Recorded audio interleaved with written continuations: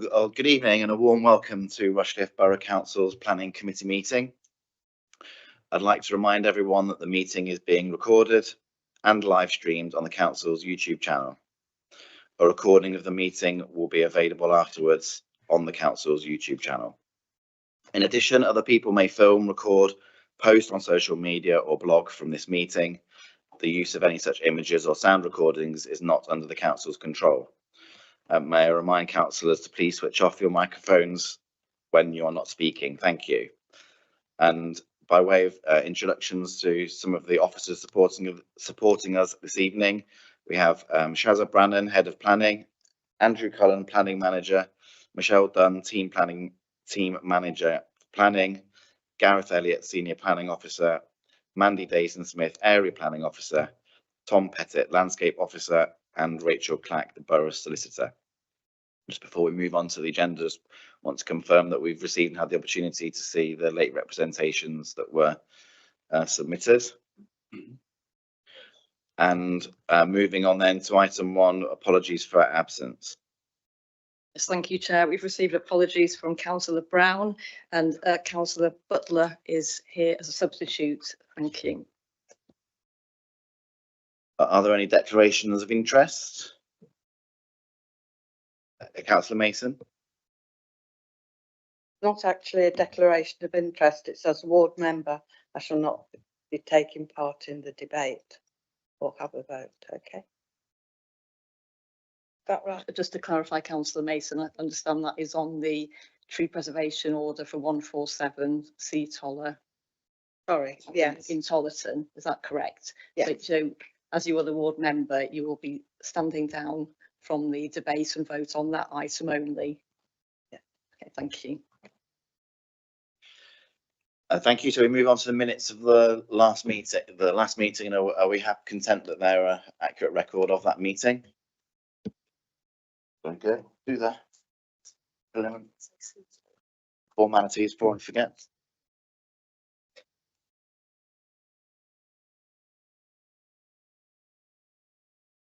Sorry, apologies, Chair. I think I just I misspoke. I think Councillor Mason is standing down from this next item, which is the tree preservation order for Tollerton Lane. Thank you.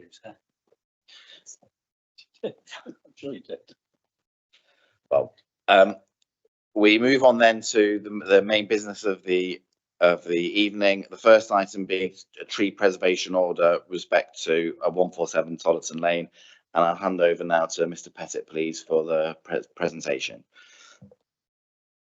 Thank you. The trees are sited in the front garden of 147 Tollerton Lane, a characterful property constructed in the 1940s, which benefits from a large mature garden, approximately 65 by 38 metres in size. It's located in a prominent location on the outside of a bend. There you can see the trees were protected. I think if we go forward, again, we've highlighted the trees with arrows. So when we made this TPO, we set out to make it quite selective. So we've tried to focus on the trees that are most visually prominent. But what we decided to do was not protect the 2 trees closest to the house where they overhang the roof line, because we felt they were too close and there was a risk of failure. You know, if the trees did fail, it could damage the property. A potential purchaser who now owns the property called the council to check if the trees were protected, and we advised they weren't. However, within a couple of weeks, 2 other members of the public contacted us to raise concerns that the property was about to be sold, and there was a risk of development taking place. Since then, a planning application has been submitted for the removal of the existing dwelling and a replacement dwelling on the west part of the garden. We're not here to consider that, but I think it's worth pointing out that the gate is proposed in that planning application to be set further into the site, so it's away from the tree on the corner, and they're looking to replace the front boundary wall with a hornbeam hedge, and all 4 trees are shown to be retained. The ward council was consulted and didn't object. So the owners of the property have objected to the TPO. Their first objection, which was subsequently amended, focused on tree 1, which is a cedar tree located up the driveway. I'll show you these photos now. So If you look at the top left-hand one, this is as you're travelling south towards the main part of Tollerton Village, and you can see T2 in the centre of the photo.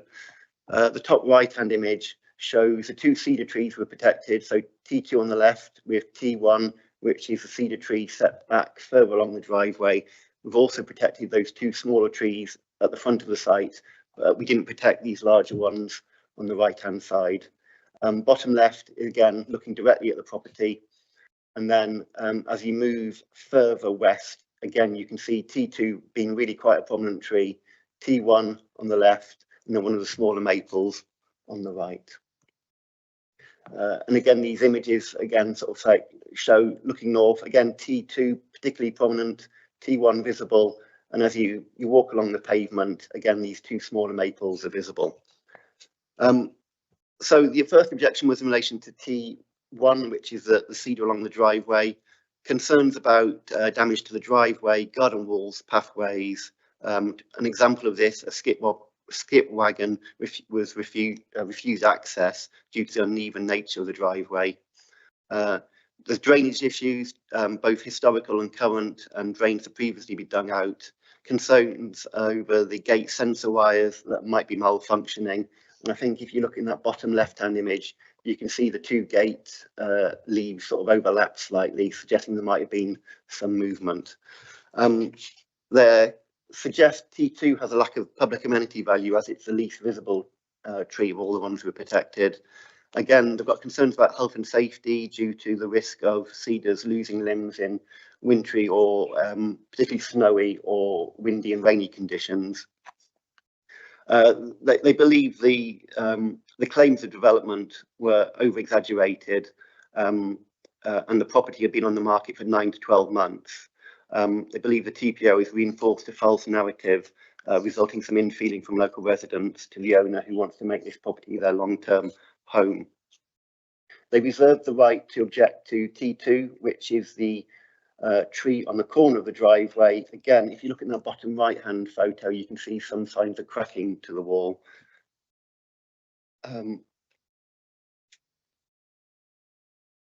A further objection was submitted, and now they're asking the committee not to confirm the tree preservation order at all.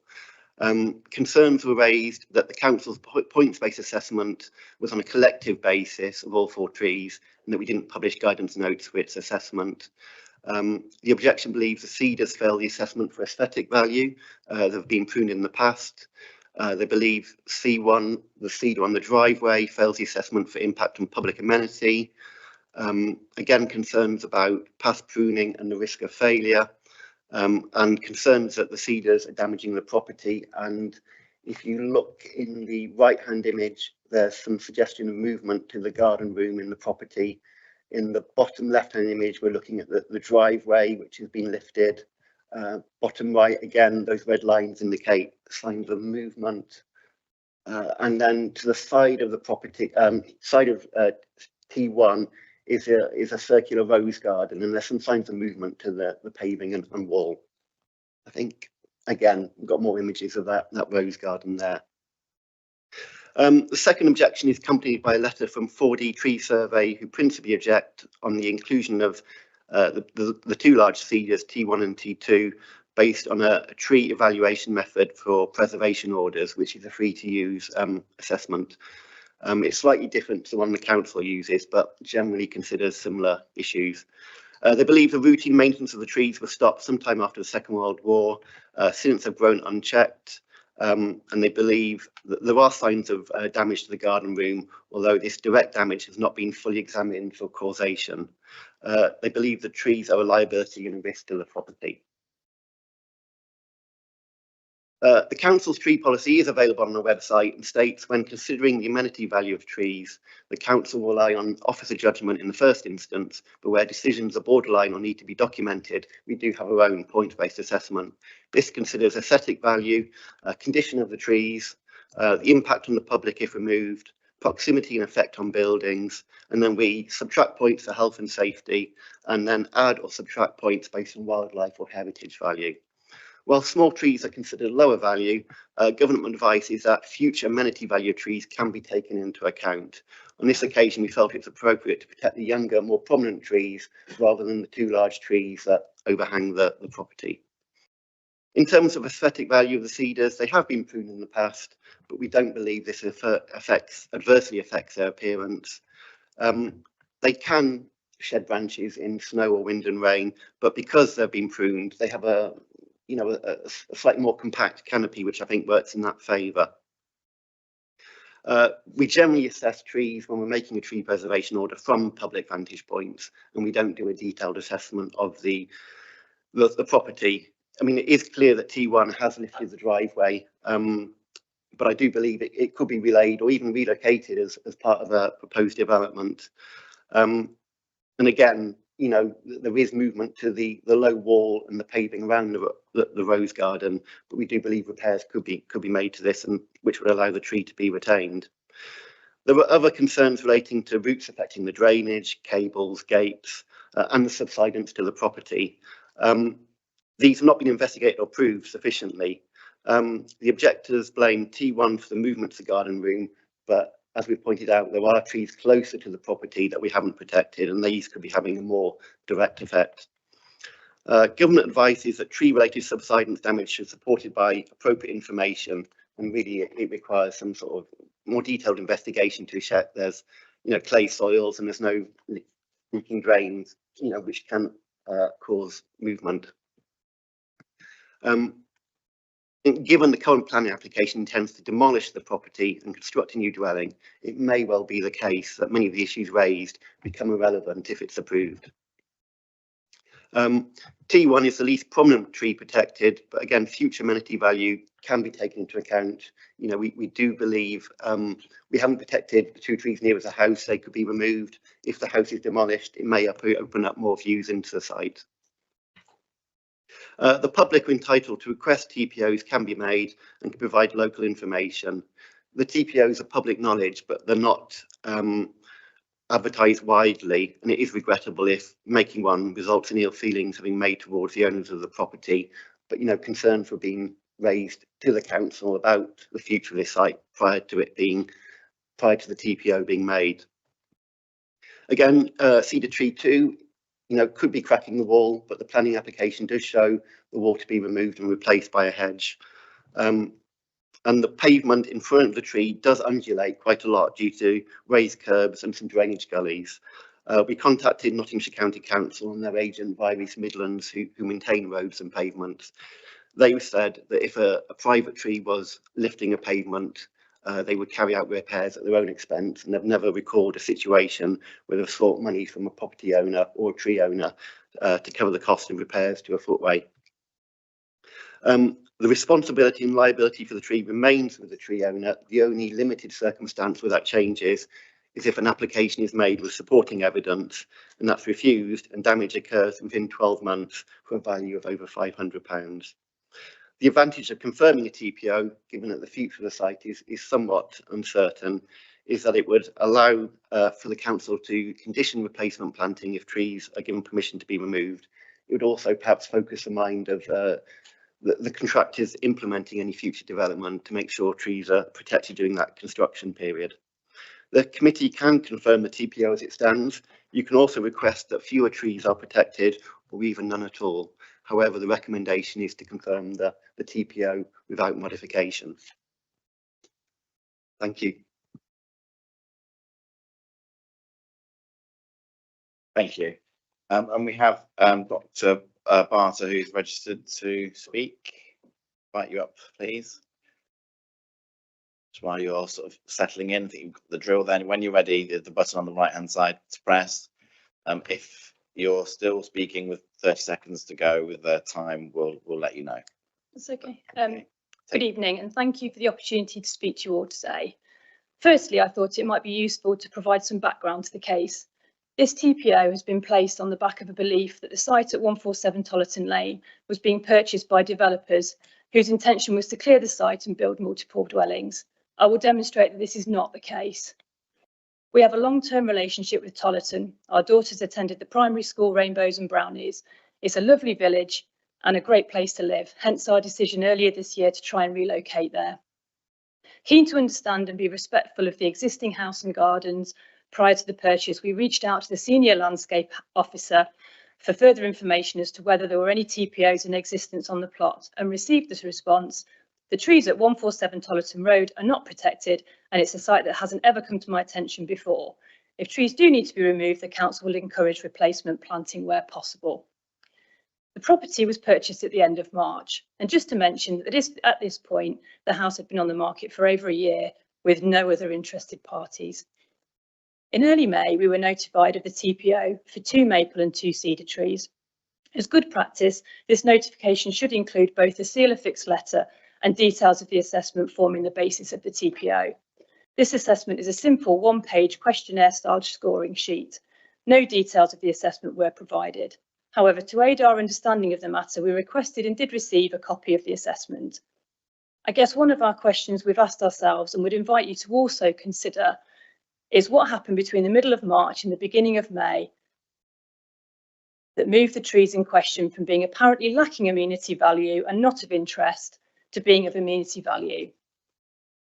Next slide, please. Who are we? We're a family of 4 plus a dog called Brian. I am a pharmacologist by training and my husband Matt is a commercial director with a background in student accommodation and internet provision. We're community minded. I've been a volunteer reader at Tollerton School for several years, and Matt helps out in the village on maintenance tasks such as recent jet washing of the War Memorial. Simply, the vision is to create a lovely family home with a safe outdoor space for play and enjoyment in a rural setting with a community spirit. We are not developers. Next slide, please. You will see from the information provided and also the photography that the landscape officer provided just before, that we've commissioned our own report from an expert in the field. David Stimkin is the former Forest and Arboricultural Manager at Nottingham County Council. His experience, qualifications and knowledge are second to none, having over 30 years of experience. He also acts as a consultant to the planning department of Rushcliffe Council, so has a good understanding of their processes. His independent report concluded that T1 and T2 have outgrown their context and are causing damage to the high traffic areas of the plot and the property, therefore should not be TPO'd. Dave's report is in no way critical of the original TPO assessment, but based on fact, having surveyed the site in detail over a number of visits. I should point out that unlike Dave, the landscape officer did not come onto the plot during his initial assessment and therefore may not be aware of the full extent of the damage caused by T1 and T2. I'd also like to mention that prior to Dave providing this report, we had already worked with him on an extensive survey of the whole site, seeking recommendations and advice from him on how we might enhance existing planting and increase amenity value along the front of the property with hedging instead of the rather unattractive existing walling. Next slide, please. Regarding policy, the key points really are that the TPO assessment has been made as a collective assessment of all 4 trees, 2 maples and 2 cedars. The trees differ hugely in size and age and also in location and amenity value. Such grouping is really only valid for woodland or larger areas of trees and is inappropriate for use in a residential setting. 4 separate assessments would have taken additional minutes of time, but this wasn't done and has led instead to a highly biased assessment. The assessment also selectively ignored 2 other large cedars in closer proximity to the house, stating that they would fail at a TPO due to health and safety. Sorry? 30 seconds. For us, Tollerton Lane is a long-term vision. We do have a long-term plan where there is a planning application submitted. However, this has not been granted. And if granted, there are still considerations around financial viability of the project. Currently, funds needed to build this house are not available. In short, even if planning permission is granted, this does not mean that a replacement house will be built. The current house at 147 Tollerton Lane is our home for the foreseeable future and is the relevant dwelling for assessment of the TPO. I'd ask that you consider the recommendations of a highly respected expert in the field, general good practice, and that you hopefully have seen that we are not developers, but a family wanting to enjoy our home and garden safely and free from the risk of increasing damage. I thank you for your time. Thank you, Dr. Sparta.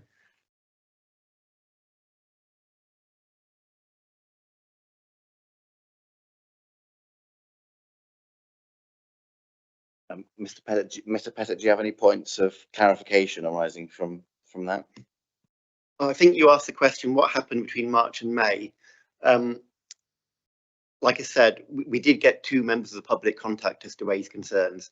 They weren't specific concerns that you were going to, develop the site. They just were aware that, I think it was a valued site amongst the public, and they were being sold, and they were concerned that development could take place.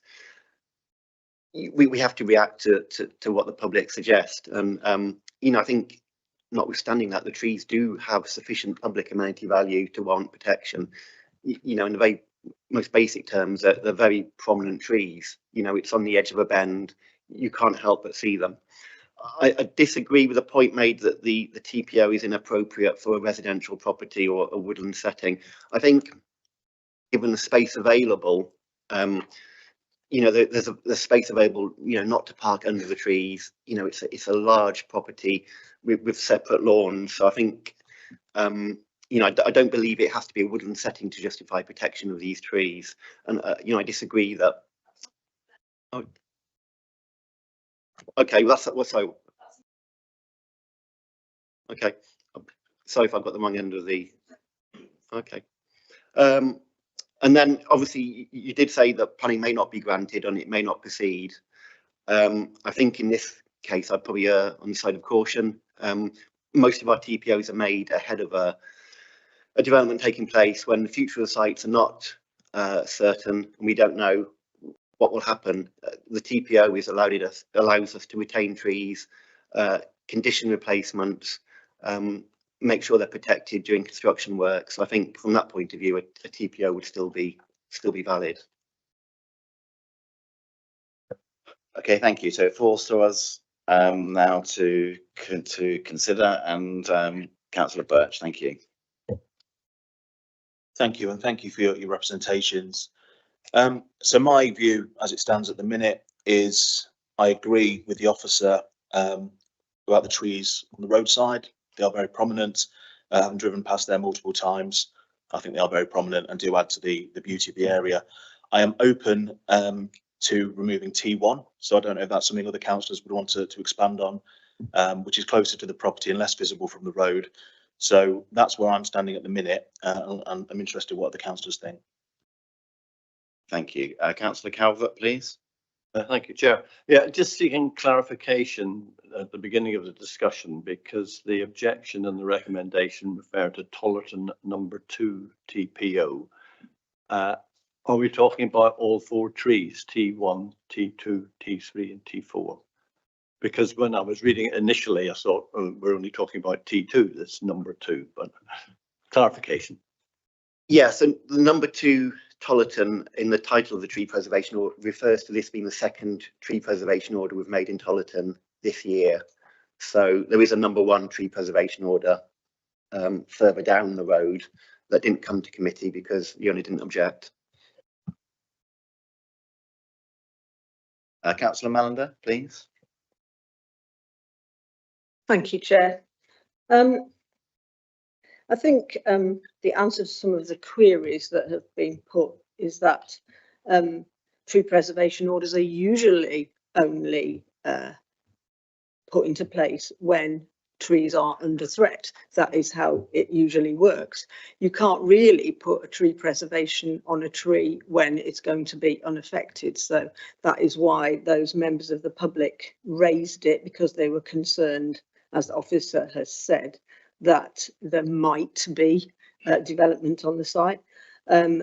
Unfortunately, I've experienced very many times, countless, I think, over the years, where people have bought a property, or there's been a developer bought a property, and they have either demolished a house or built an extension, and there have been beautiful mature trees which are seen from the highway in the gardens, and they've felled them before the people have had the opportunity to ask for a tree preservation to be put on them. So really, tree preservation orders are only put in place when the trees are under threat. And, you know, members of the public can get very, very upset when they see, particularly developers, but also the people felling trees before they've had chance to protect them.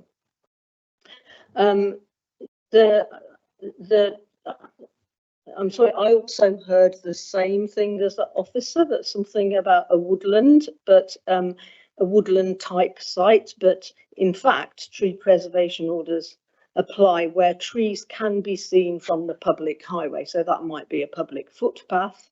So I suppose it could be a woodland, or it can be from a pavement or a road, whatever.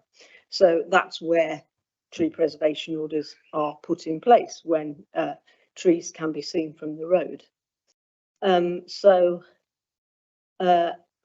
would like, and you know, I doubt I'm going to change my mind by a very tiny percentage, but I would like to move the recommendation as it is, please. Okay, thank you. Councillor Thomas, please. I'd like to second the recommendation, please. In my experience, TPOs don't mean that work can't be done on trees or trees can't be taken down.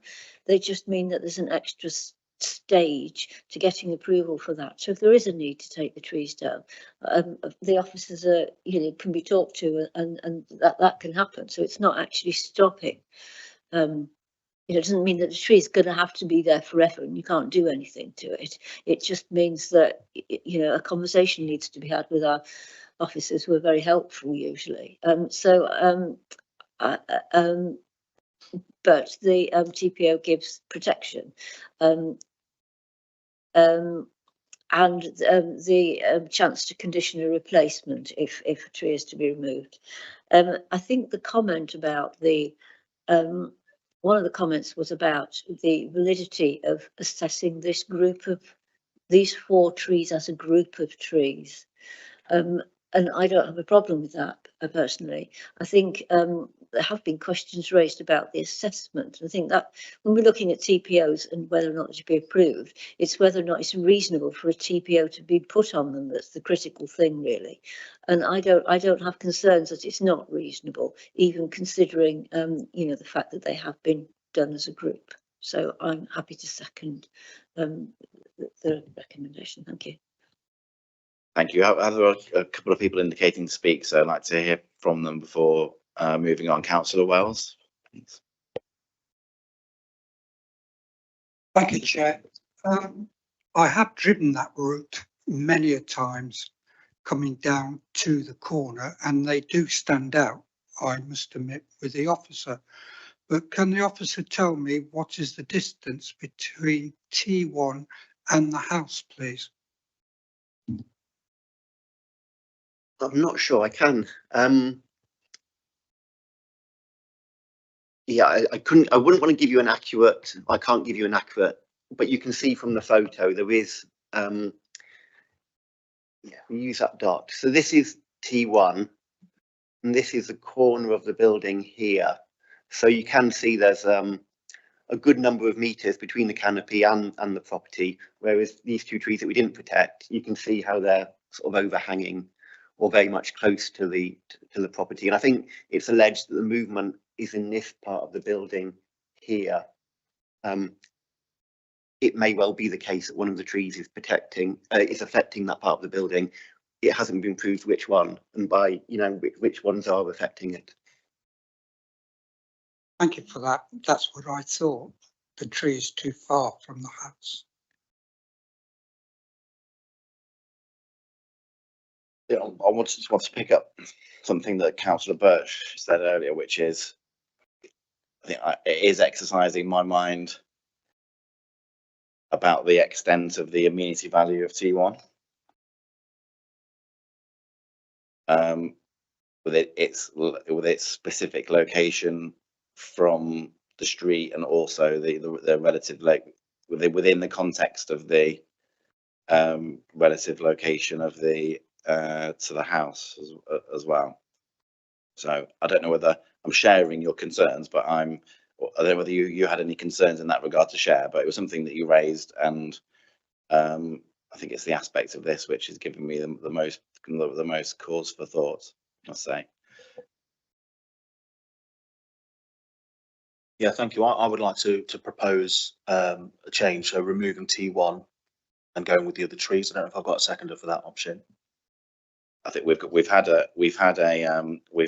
a recommendation proposed and seconded. So unless Mrs. Clatt's going to jump up and down to what I'm about to say, but I think that the appropriate course of action would be, once we finish, to vote on that before we.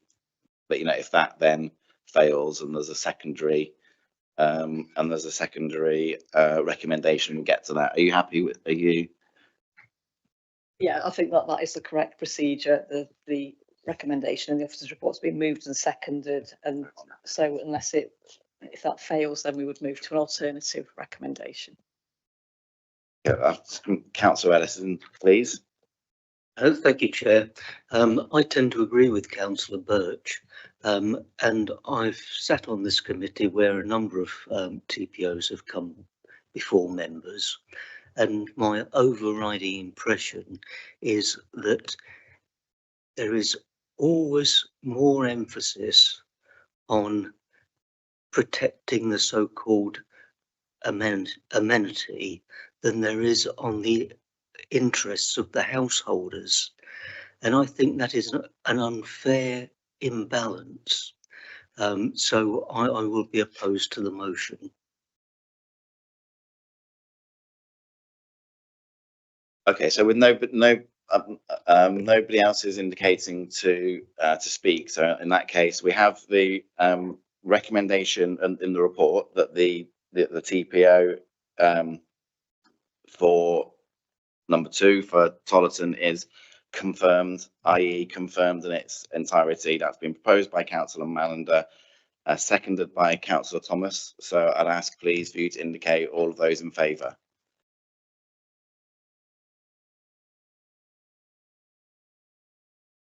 Six. Yeah. 6.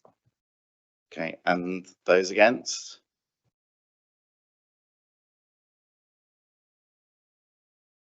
Okay, so it's 4.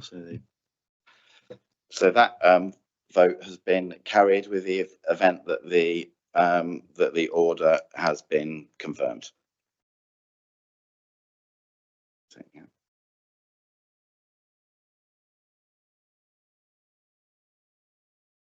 Right.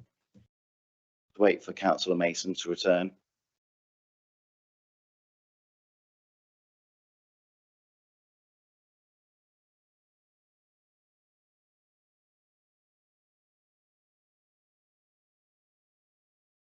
So we move on to the next item, another tree preservation order, this time in East Bridgford. And over to you, Mr. Pettit, then. Thank you. We have protected a single tree, a blue spruce, in the front garden of 2 Cherry Holt Close. A cul-de-sac of properties, probably built in the sort of around the 80s. It's located alongside Cherry Holt Lane, which has a strong tree-lined character in the East Bridgford conservation area. So if we look at the top left photo, this is looking down Cherry Holt Lane. Again, you have this sort of line of large oak trees on the right. The tree in question is on the left. It's the sort of slightly grey looking one to the left of the lamppost. The image on the right is as you turn left into Cherry Holt Close. As you can see, it's quite a prominent feature. And then that bottom photo is as you look left from Cherry Holt Lane, directly at the tree. And to give you a sense of its size and location, so the image on the left is looking from the front of the neighbour's driveway, and the image on the right is looking directly at the property from Cherry Holt Close. And you can see in that image the tree is about 2 metres from the property owner's drive, and I think in the image on the left the tree is around 6 metres from the neighbour's drive. And these give a sense of what the close looks like. So the left-hand image is looking down into the cul-de-sac. You've got lots of hedges, shrubs, there are some trees, and again looking out towards Cherry Holt Lane on the right, again you can see the spruce and some of the large oaks. This TPO was made as a result of a conservation area tree notification.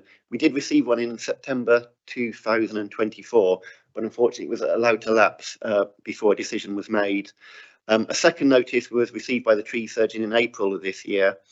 You know, and this time we reconsidered the tree and decided that a TPO was appropriate.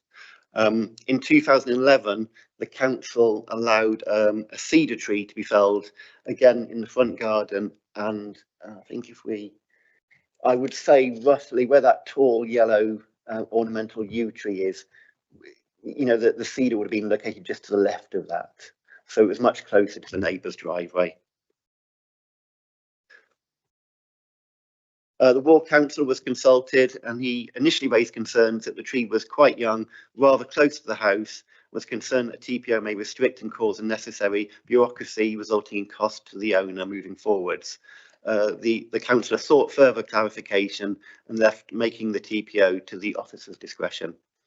Objections have been received from both the tree owner and the neighbour. The tree owner is concerned the tree is visually out of keeping with the surrounding area. It dominates the garden and disrupts the uniform character of the close. No neighbours have expressed concerns about that they want to see the tree retained, and there appears to be a general consensus amongst those living nearby that the tree would be better removed and replaced. They referred to the previous permission in 2024 when we allowed the cedar tree to be removed due to damage to the neighbour's property. And they're also concerned that, you know, because we didn't TPO the TPO the first time, they sort of argue that the tree was not of significance or importance. They're worried about the proximity of the tree to the pavement, as they believe it poses an unacceptable level of risk and hazard in adverse weather conditions.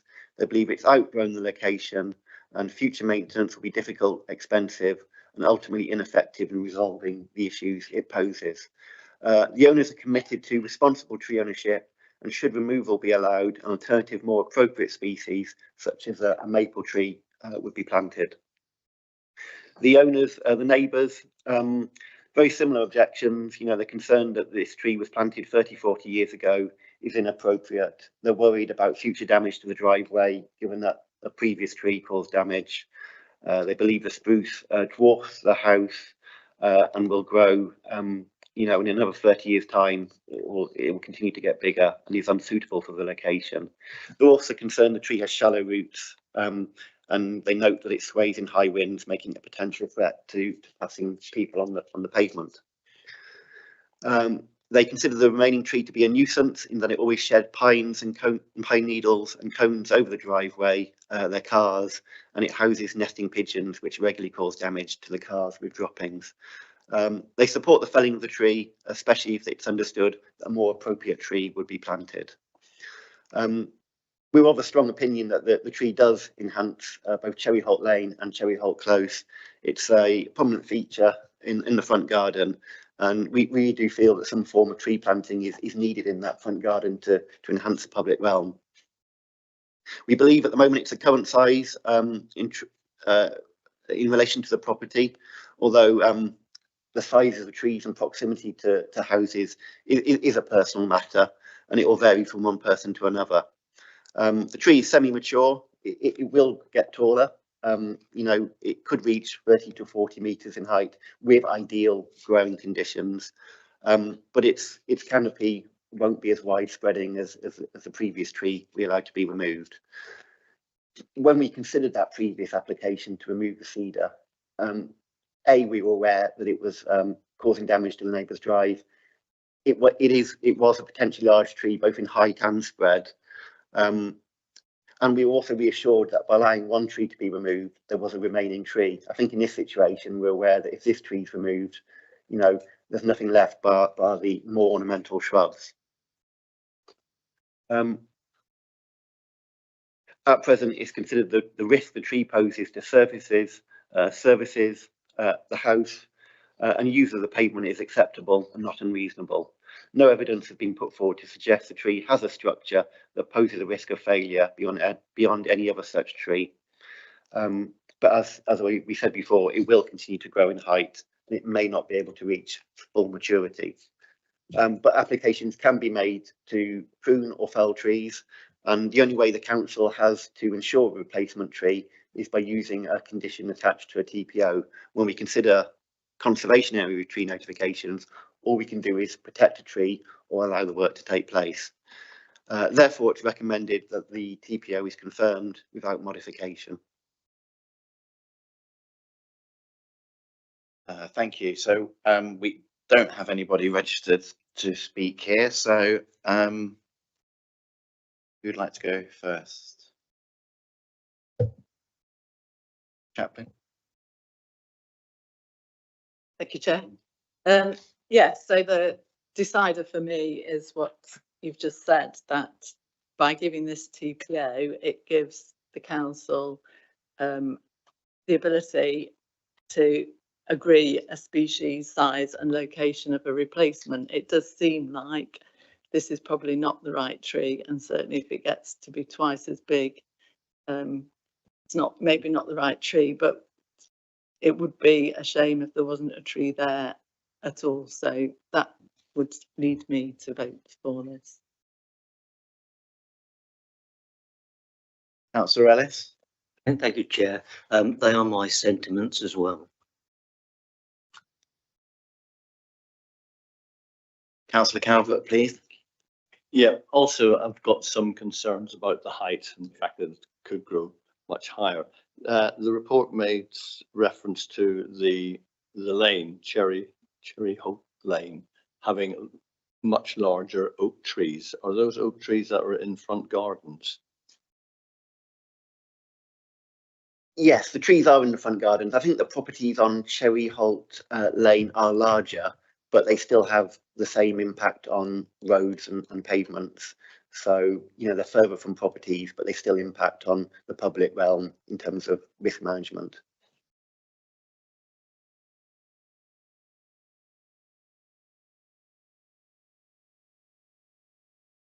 Councillor Birch. Yeah, I agree with Councillor Chaplin's sentiments as well, and I'd like to move the recommendation, please.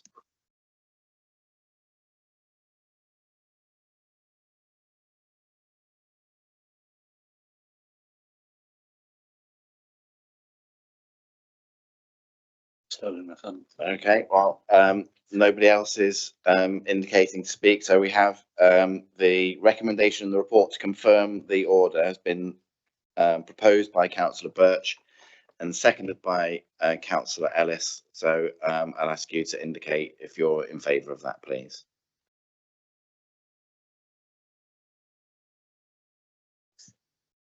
Very good. So with that, the order is thereby confirmed.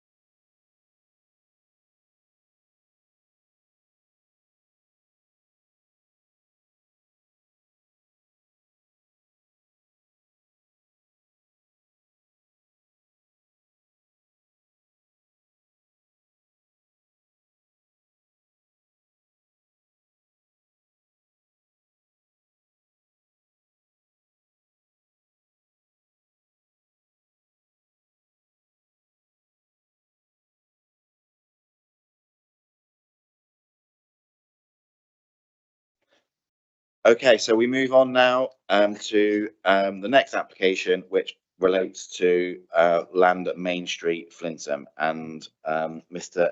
Elliott is going to take us through this one. Please, over to you. Thank you, Chair.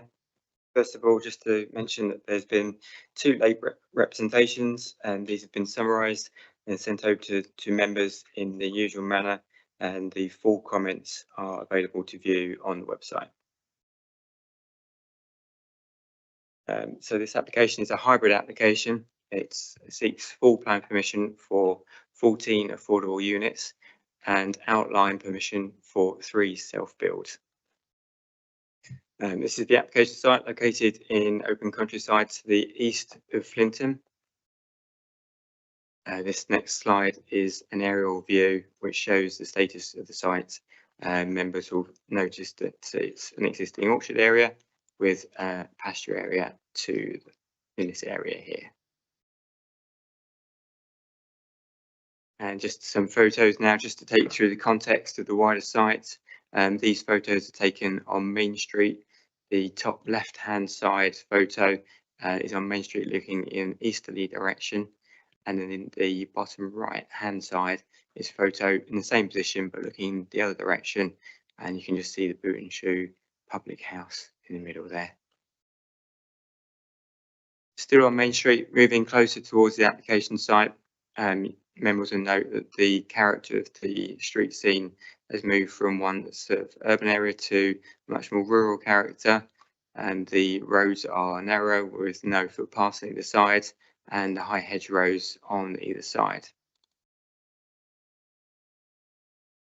Some shots now closer to the application site on Main Street. The top left-hand photo here with the boundary is the hedgerow is the back frontage of the site. And then just off the left, you can see Orchard Cottage and Stone Cottage, as well as the Mowbray, which is the Grade 2 listed building. And then the top right-hand photo, just to mention there, that's the stile. That's the entrance to the footpath that runs through the middle of the site. Bottom left photo is to the east of the application site, looking towards it, with the boundary hedge just there showing the frontage of the site. And then the bottom right, again on Main Street, Orchard Cottage, Stone Cottage, and the Mowbray on the left-hand side, with the hedge on the frontage, showing the frontage of the site. We're now inside the site itself. Top left-hand side, we're on the existing footpath, looking through the orchard area. Another shot of the orchard area where we can see Orchard Cottage, Stone Cottage on that side. Now, this is the existing entrance into the site. It's also worth pointing out that at this point, this is an important view through the site that's been identified within the conservation area appraisal. And the bottom right-hand side, just another shot showing the orchard area. This is the general layout. Members will note single vehicular entrance, then forks off to the right, which is where the 13 affordable units would be, and then the gatehouse single dwelling there, also an affordable unit, and then the 3 larger units at the top. That will be the outline permission sought for the 3 self-builds. This slide here is taken from the County Council Highway Authority consultation response. The application site is shown in purple, and then the red, blue and green lines shown on the site are indicating the continuous footpath. Members will note that there's no continuous footpath in this area and a broken footpath in this area as well. This is a mock-up of the proposed development, an aerial view where you can see the 13 terrace dwellings in this area, the gatehouse dwelling along close to the frontage, and then just grayed out the self-built plots over here. Another mock-up, at this time centrally positioned within the site, looking towards the terrace dwellings, and you can see the proposed parking layout that will be associated with the development. These are the elevation plans. You can see that they are of a traditional Muse type terrace design. Again, the elevations and floor plans associated with the terrace dwellings. And then this next slide, we can see the elevations of the single gatehouse dwelling. This slide here is the information on the TPO that covers the site.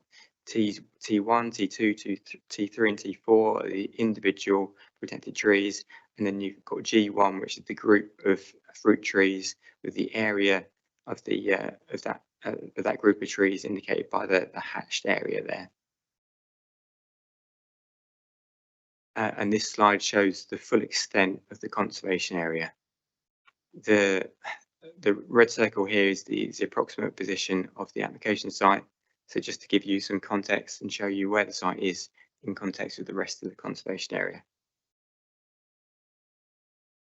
This slide here shows the application site in contrast to where the amenities of the settlement are.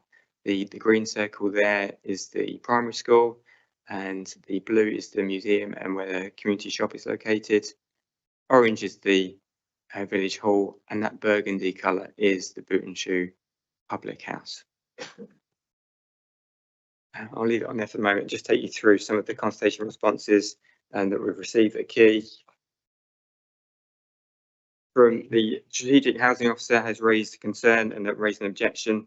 This is based on the Housing Needs Survey, which is considered to be neither robust nor up to date, and the applicant has not demonstrated a local need existed to justify a rural exception site in Flinton. Conservation Officer has also objected, and I just wanted to point out some comments from the officer in that respect. They've stated the site is an identified positive open space. A development on this site would have a significant negative impact on the special interest of the conservation area, including uncharacteristic protrusion of development into a large area of uninterrupted open countryside, and negative impact on the appearance and character of the village in the area of Main Street, Town End Lane. The layout of the proposed development is also considered to not be in keeping with the pattern of development in the village, which consists of dwellings lining streets quite often tightly. And the overall conclusion, which is important, the officer states, it's considered that the harm is towards the middle of the less than substantial scale. As a result, the proposal would fail to achieve the objective described as desirable within section 72 of the Planning and Listed Building Conservation Act 1990 of preserving or enhancing the character or appearance of that area, and would thus engage a strong statutory presumption against granting plan permission. In terms of trees and landscaping, the landscape officer has identified that almost all the trees on the site are protected by a tree preservation order made in 2010, which protects 4 individual trees and a group of 118 fruit trees. The proposed access, gatehouse dwelling and parking spaces for the existing proposed development would result in the loss of those trees, and it's that loss that generates the impact on public community. There's also a concern from ecology. A bat activity survey has been recommended by the consultant ecologist, and that's required to be prior to termination. That survey has not been forthcoming, and as such, the full impact on protected species cannot be assessed.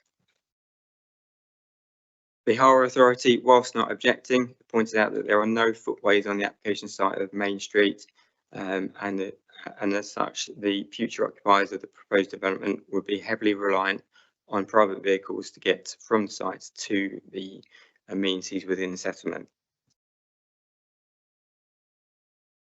Therefore, overall, whilst officers are very mindful that the provision of affordable housing is a positive and weighs in favour of the application, in terms of the principle, officers remain very concerned. Flinton is not a settlement identified for growth within the local plan, and the Borough Council has a housing supply in excess of 5 years. As such, the residential development should be limited to small-scale infill development within the settlement. The proposed development would not constitute a small-scale infill development, and as such, the principle of development would conflict with local policy guidance. Officers are also in agreement with the concerns raised by technical consultees. This application has not included any changes to the previous scheme, which was refused on 8 grounds and upheld at a recent appeal in March last year. There are also additional concerns raised in relation to the conflict with the Design Code SPD and an incomplete assessment on the impact on bat population. Accordingly, the application comes before members with an officer recommendation for refusal, with the precise wording of the 8 recommended refusal reasons on pages 52 to 54 of the agenda pack. Chair. Thank you. And we have speakers registered for this item. First, I invite Mr. Whitehouse, please.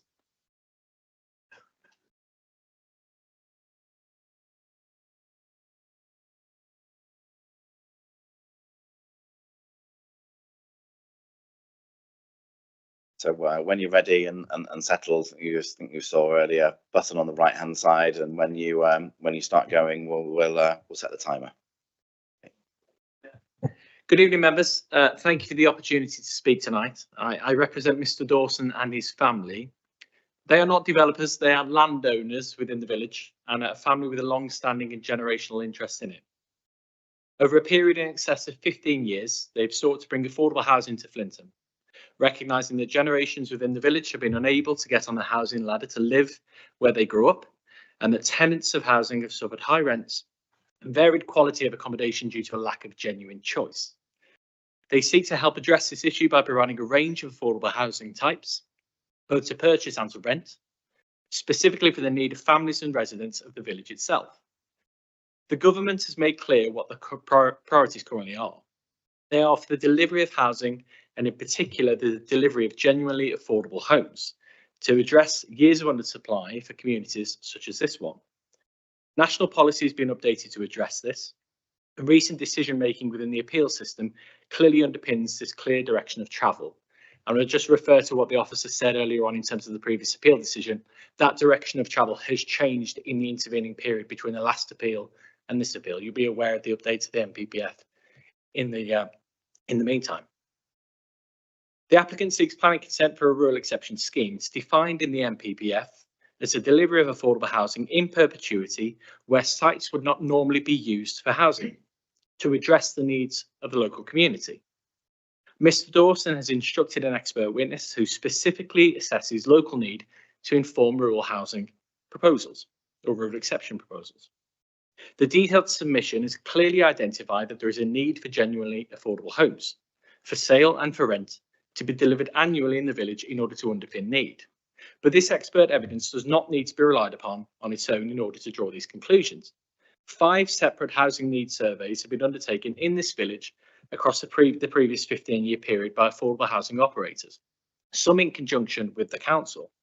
The identified need has been remarkably consistent across this period of time, and there has been no development to satisfy the identified need.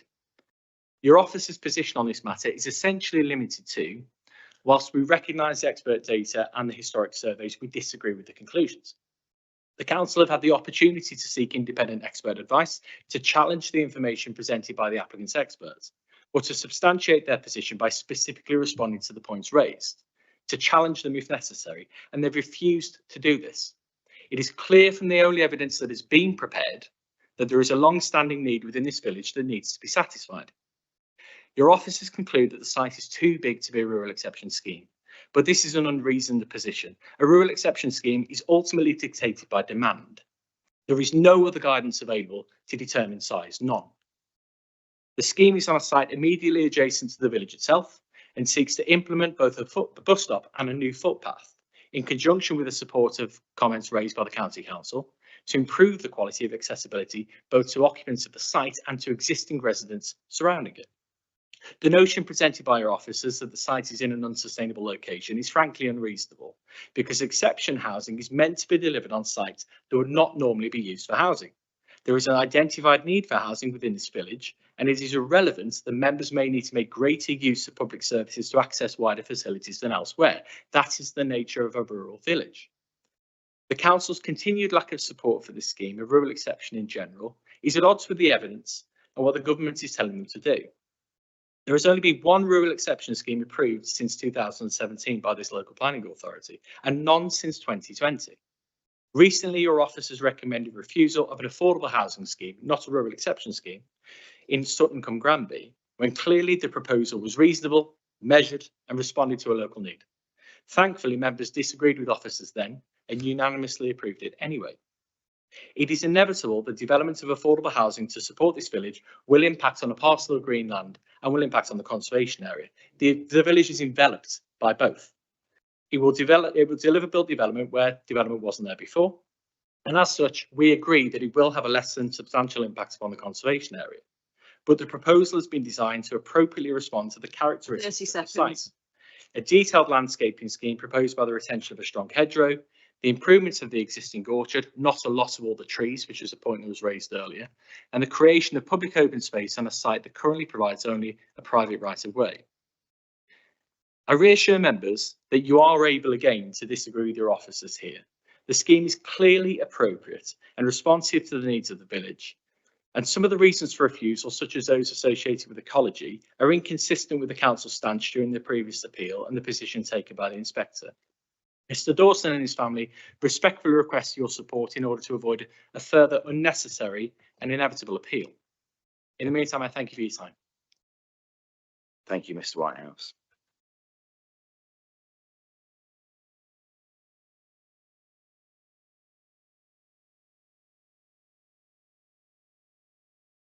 And next, Mr. Faulkner, please.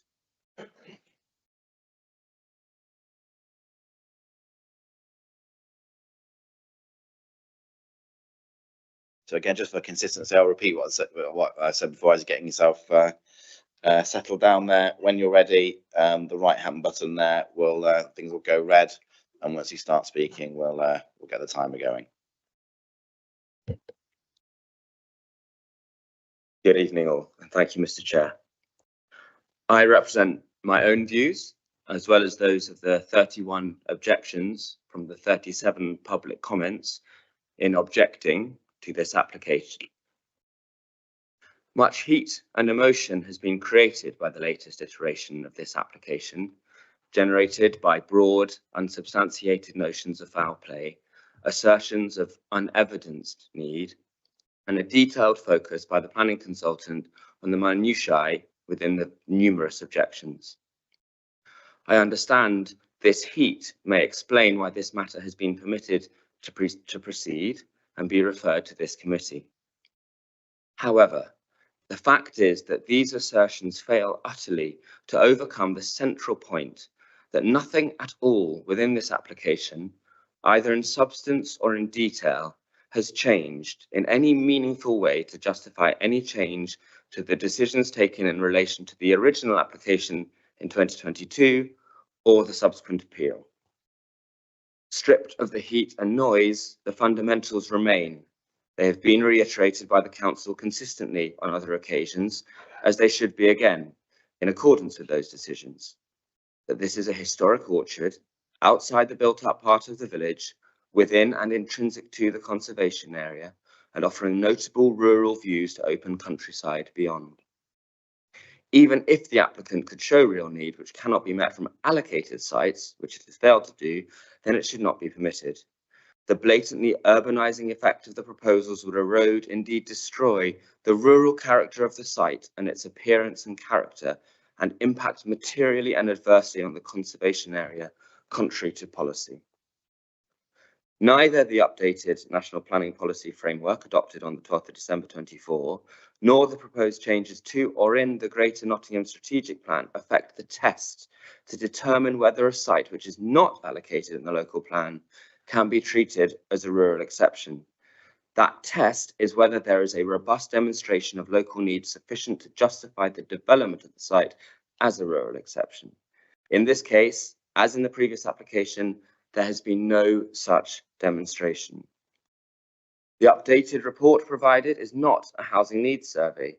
The only such survey was undertaken in early 22, when only 27 of 255 questionnaires were returned. The lack of response indicates the lack of any real support, and the fact that the applicant has not undertaken any further survey implies that he did not want to risk another poor response. The updated report provides only a rudimentary and flawed statistical approach and is far from robust evidence. Again, nothing has changed since previous rulings. Better sites, such as the former officers' mess, exist within the village, which are included in the plan. The proposed site is not a small site, nor is it in a suitable location. As the inspector confirmed expressly on the appeal of the previous application, the site is neither within nor adjacent to the village, has a strongly rural and out of settlement character, and makes a strong positive contribution to the conservation area as a heritage asset. The proposed development would, as the inspector also found, cause to be lost the long rural views available from and across the site, which reinforce its rural and open character. It would cause a harmful urbanizing effect, as discussed, which would not be confined to the location of the dwellings. It would neither preserve nor enhance the character or appearance of the conservation area. It would fundamentally reduce the positive contribution the site makes to the significance of the conservation area as a heritage asset, and cause substantial conflict with the development plan. It is not a small site. The proposed layout and design of the proposed dwellings and the spaces around them is atypical of the area, to the point of being, in the words of the inspector, so markedly different as to be harmful to its established character. The inspector described the design with its central courtyard, parking and turning areas, and inward faceted terraces as giving the proposal an urban character, atypical of the rest of the village. 30 seconds. Apart from the multitude of objections from residents, whose views I seek to represent, it is material that the statutory consultees have unanimously objected to the development. I would also like to highlight the Flinton Parish Council's strong objection, amongst others, in relation to the unsafe and dangerous access that would necessarily connect the site with the rest of the village, encompassing 2 blind bends with no space for a pedestrian path.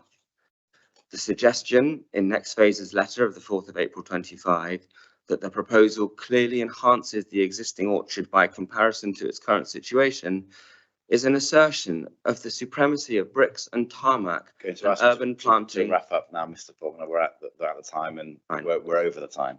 Thank you. May I end where I began, which is that nothing has materially changed. Thank you.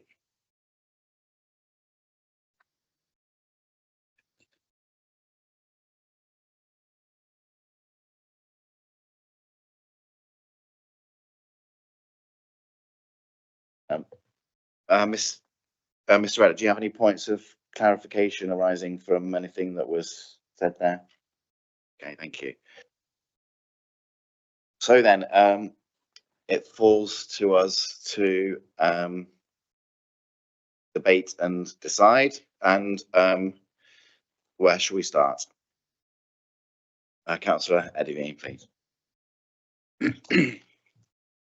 I've always been a big supporter and want to see rural development sites come forward, but they have to be supported by the community. And I think the thing that strikes me about this is that the parish council aren't supporting it and many residents aren't supporting it.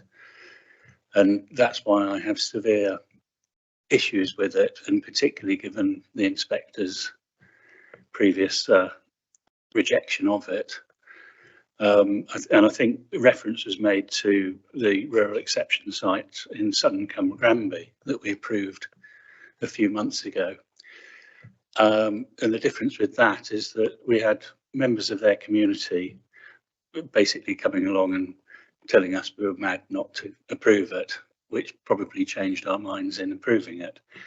So I certainly would find difficulty supporting this, even though I do want to see rural exception sites developed, but I don't think this meets the criteria. So that's my opening, if you like to get some debate. So I think we're sort of starting in the area of rural exception site and potential sort of discussion about size and does it qualify. Is there Councillor Manor, who's out there? You're going to come in. Who wants to come in, please? Are we doing it like you usually do? So we'll have an opportunity to speak about other matters later, right? Okay, so from the point that's just been raised, what I'm concerned about is that whatever has been said by the applicant's representative, I'm wondering whether the officers are aware how many of these dwellings are meant to be for social rent, because a lot of evidence is around that social rent accommodation is what is severely lacking in this country, and for people that have very low incomes in rural areas, then social rent as opposed to a slight discount on the price of a house is what would be important. So I would be quite interested to know that. So I'll just leave it as that now as a question. Yes, we'll certainly come back on all the other topics that we want to cover. Mr. Elliott, have you got the detail on the proposed mix? I do, yeah, thank you, Chair.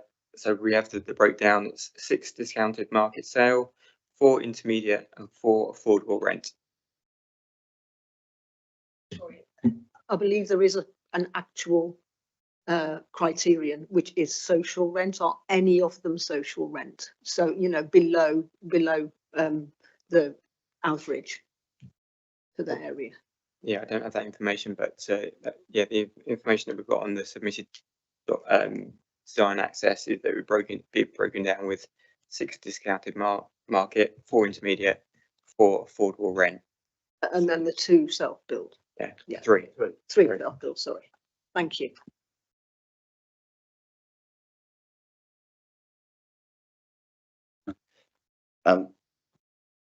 There's a bit of discussion about the need or potential need for the site to be small for it to count as a rural exception site. I see the NPPF definition is of a small sites used for affordable housing. Can I just clarify that I think is the thrust of the argument here not necessarily the physical size of the site itself, but within the context of the rest of the village? Is that the basis on which assessment has been made that it's not a small site, i.e. a site of this physical size, but adjacent to a larger village could or would be, because I know we're only here to consider this one, but I just want to try and get to the bottom of how that assessment has been made. That's correct, yeah, we've taken the assessment of comparative to the large assessment next to it.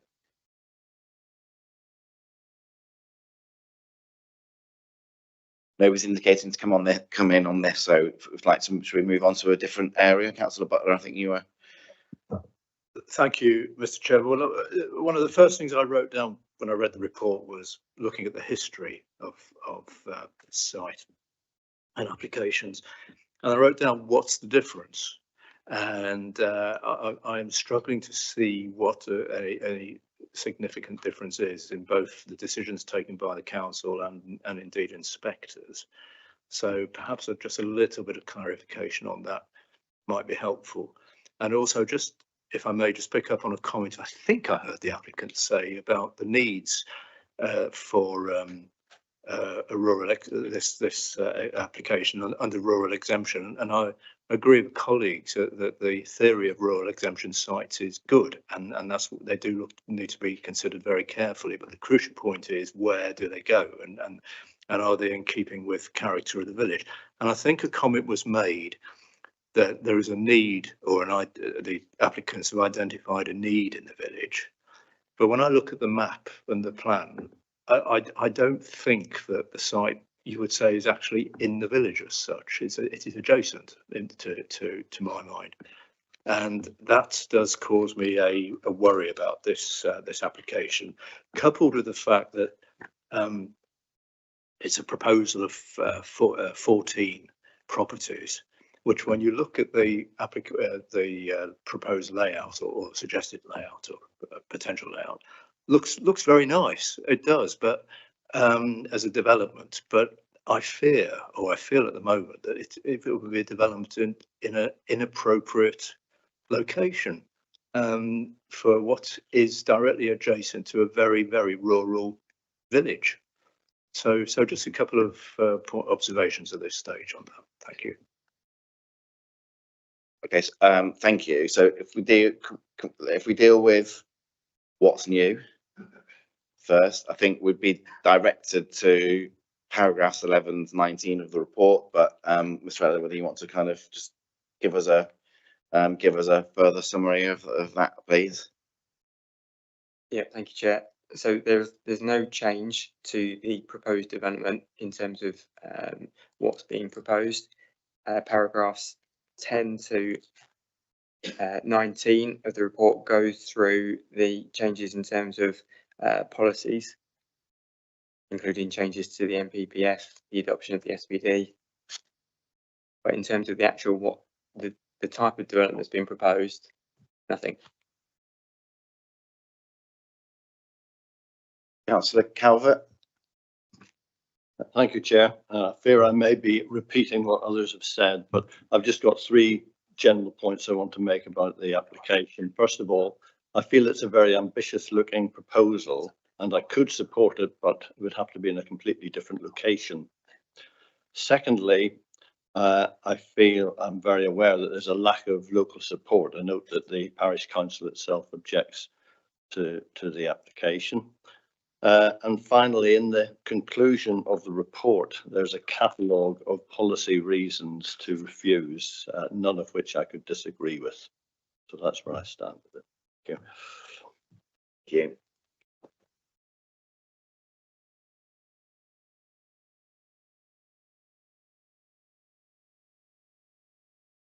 Councillor Chaplin, please. I'm ready now. Thank you. Yeah, so just going back on what's changed, as far as I can see, what's changed has been all the headlines about how this government are going to ride roughshod over local planners and build. An interpretation that I don't go along with. I've done some reading on this because obviously I would be appalled if the Labour government was saying we're going to build everywhere, regardless of where it is. So although the rules have changed slightly, I can't see that anything has changed since last time. So I would agree with the officers on this one. Okay,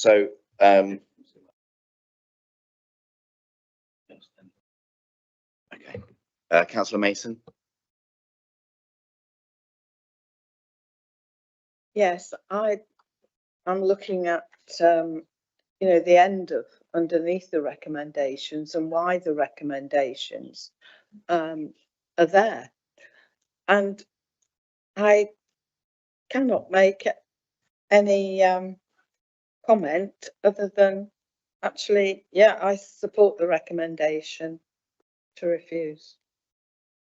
So as I'm quite happy to put that recommendation forward. Okay, thank you. Councillor Wells. Thank you, Chair. On Sunday, I went and visited this site, and it is a beautiful orchard, I must admit, but I couldn't find the footpath on the site.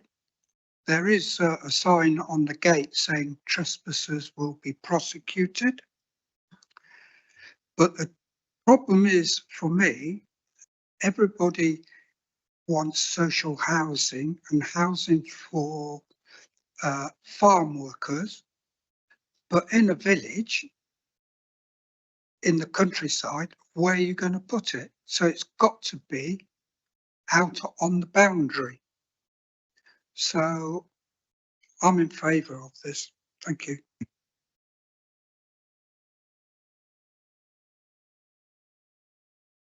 Councillor Mallender, and then come to Councillor Thomas after that.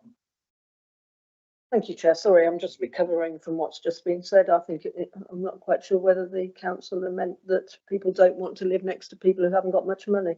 But anyway, just to clarify my last statement, but I am going on to some other things. Affordable rent is 80% of private rent, which in Flintham is £973 on average per calendar month, which is not probably affordable to people who are on a low income.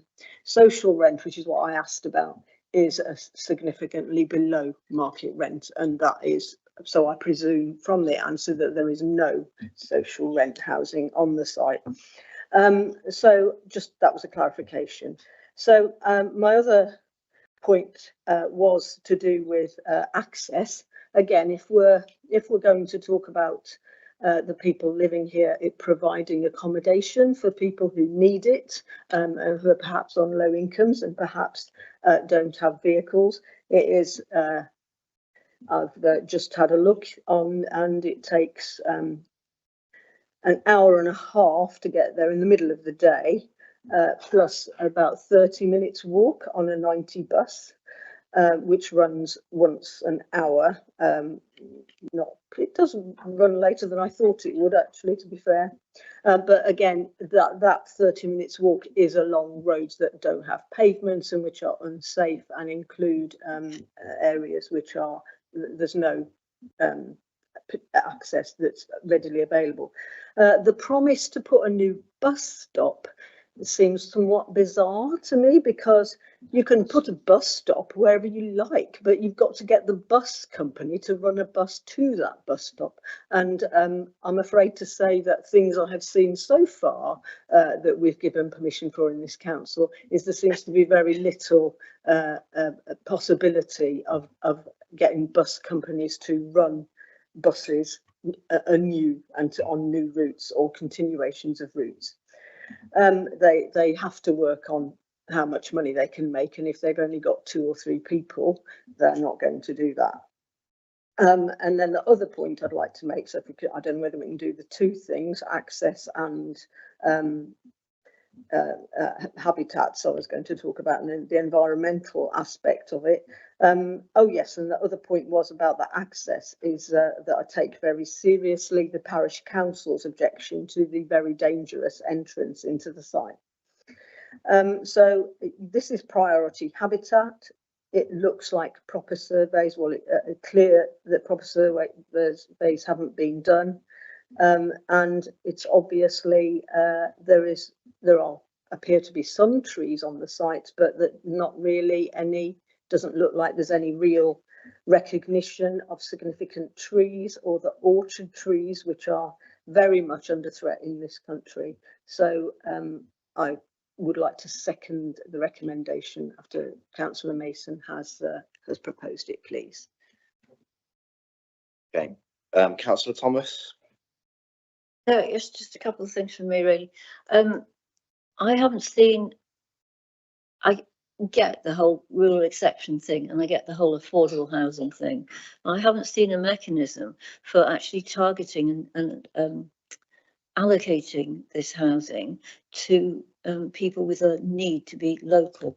If it's not social rent, it won't go through choice-based lettings, as I understand it. And so there is no, I haven't seen what the mechanism would be to ensure that people local who wanted these houses would get them, as it were. Also, there's an application site down the road for, I think it's currently in for 115 or something houses. It's in the local plan for 90 or 95 houses. And if that site delivers, there will be affordable housing provided. You know, it hasn't, it's not, doesn't seem to be moving at the moment though. So I don't know if we could count that really. As far as there's one killer reason for not allowing this, in my view, and that's the sustainability. I think it's in a sustainable location, a reasonably sustainable location in terms of the village of Linton, which has got a primary school, it's got a pub, it's got a village hall, it's got a community shop, it's got playing fields, it's got a certain amount of infrastructure, it's got bus service. But I believe one of the bus services goes past the site. Is that correct? But that's only got 2 buses early in the morning and 2 buses, you know, early evening. And it's possible to walk to buses on the A46, as I understand it. So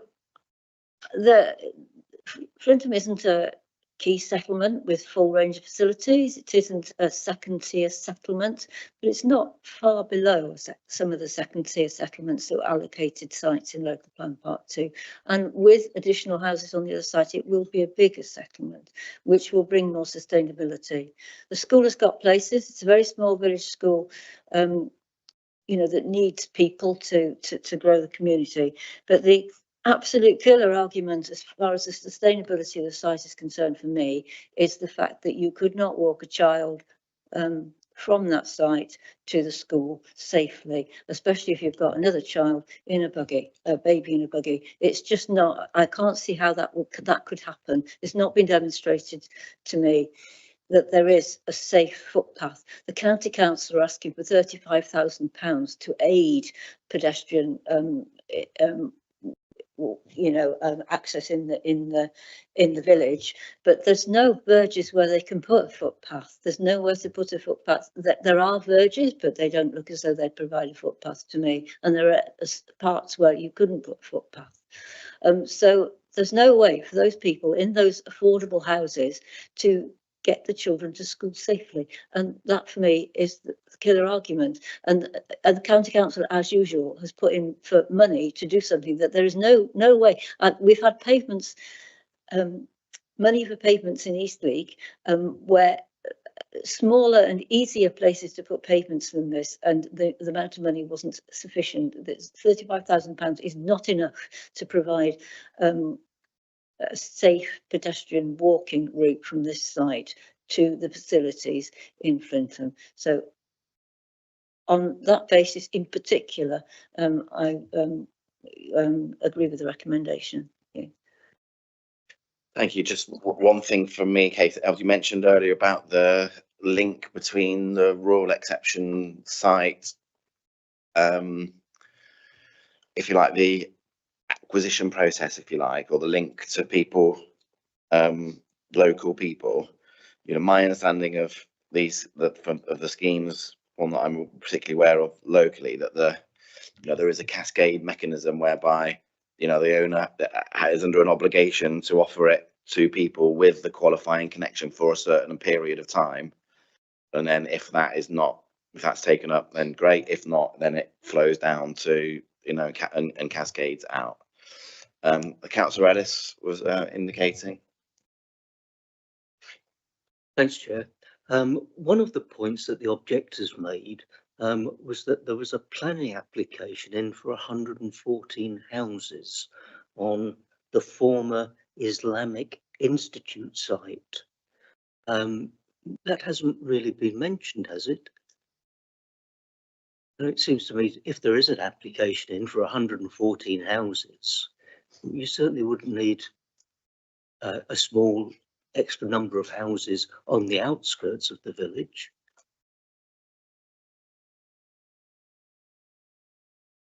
I think we're considering this application, but no, it hasn't been mentioned by anyone. Certainly hasn't been mentioned. Mentioned or. I think that's a very material consideration. Is there an application or isn't there?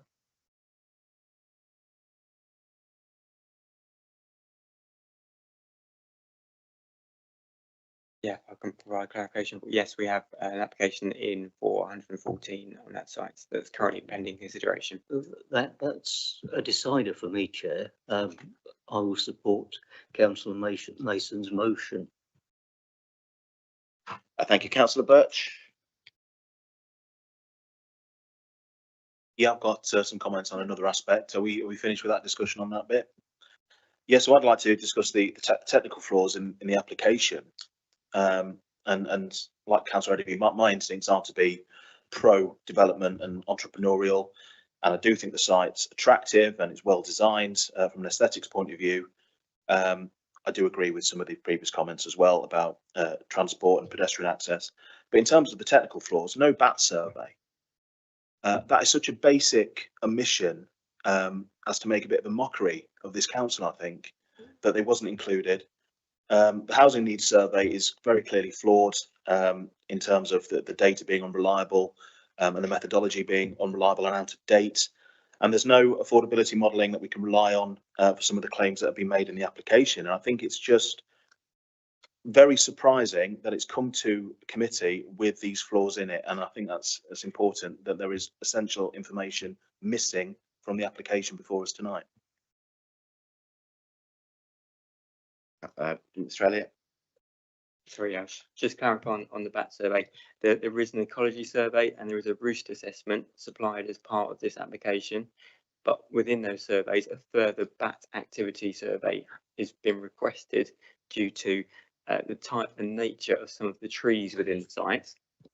And that hasn't come forward. Now, the advice from Natural England, who are statutory consultees on this, is that all surveys of that nature should come forward prior to determination so that the decision maker can make a full assessment on the protected. So there are some surveys, it's just the activity survey hasn't come forward. Yeah, thank you for clarifying, but that has been explicitly requested by officers in writing and has not been done. And again, that fires off warning signs in my head. Why hasn't it been submitted? What, you know, it's ridiculous. Councillor Thomas? Just on the bats, would it be possible to condition that the application be approved subject to a satisfactory provided bat survey?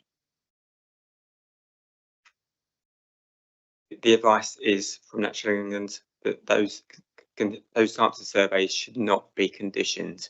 We should be dealing with it as part of the application prior to determination.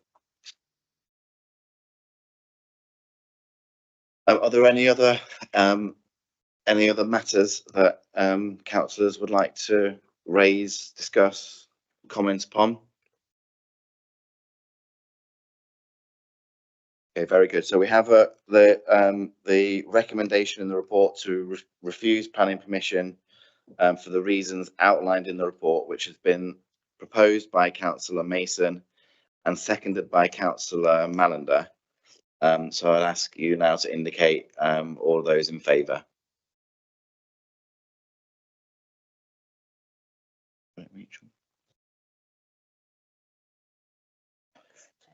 And those against? So the proposal has been carried. An application should be refused for the reasons outlined in the report.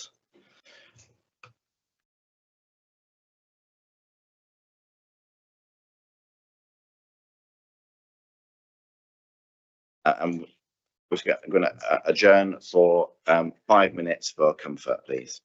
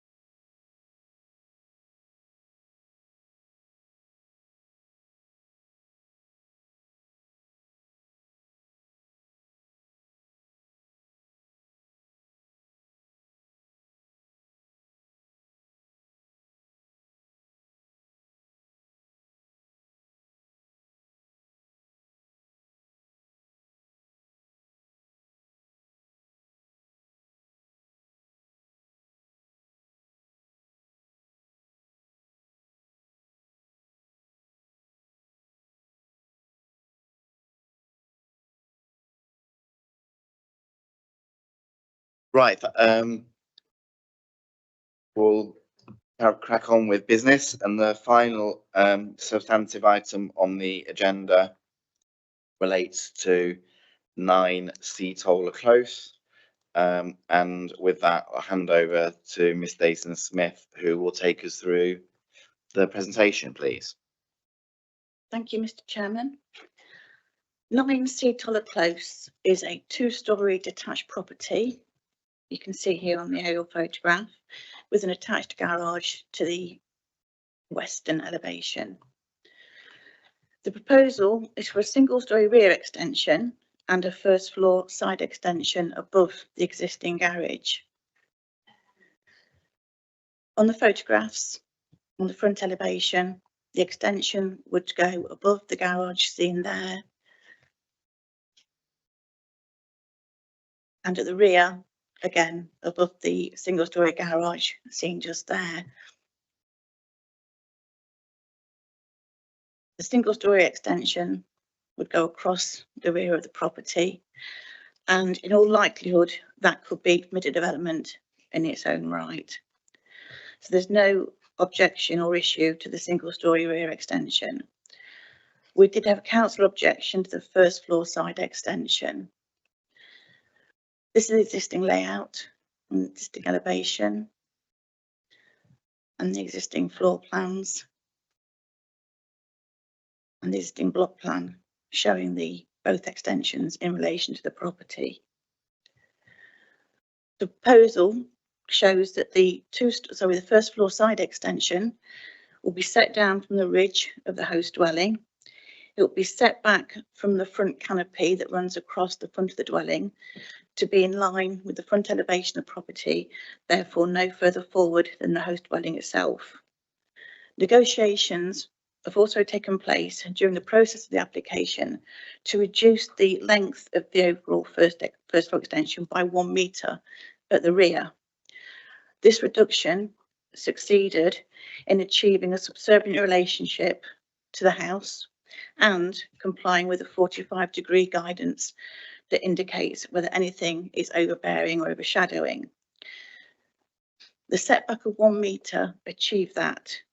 There was no intersection in the 45-degree arc from the 1st floor rear extension. Therefore, it is considered that the proposal is compliant with local and national planning guidance and the Rushcliffe Design Code, and the recommendation is to approve the application. Thank you.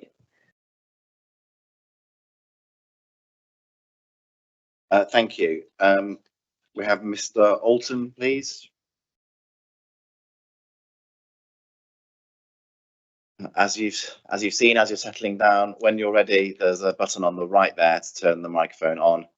When you start speaking, the timer will start, and if required, with 30 seconds to go, we'll give you a notification. But please take your time and start when you're ready.